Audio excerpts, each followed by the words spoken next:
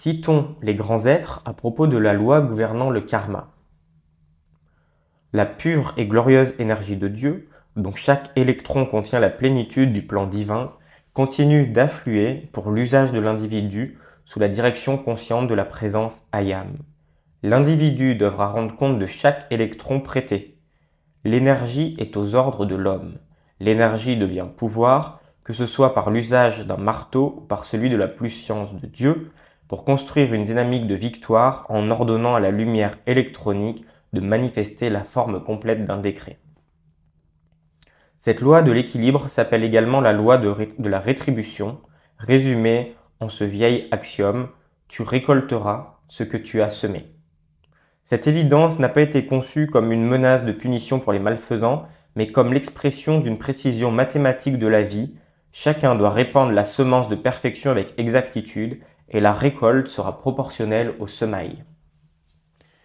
Les humains ne comprennent généralement pas que, en tant qu'expression de vie consciente de soi, ils sont tenus pour responsables devant la loi cosmique de chaque particule de l'énergie précieuse qu'ils reçoivent du cœur de la divinité.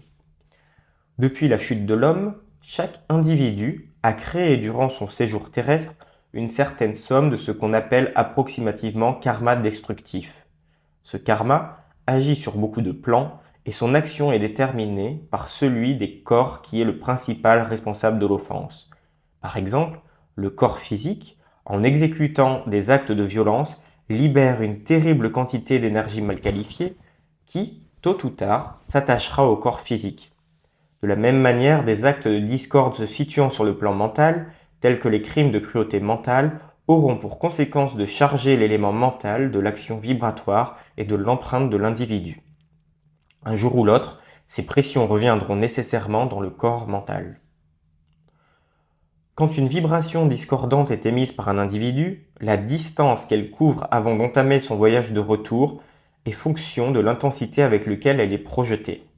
Elle obéit à la loi du cercle et pendant qu'elle est absente de l'aura de l'individu émetteur, elle attire vers elle-même les vibrations correspondant à sa propre fréquence.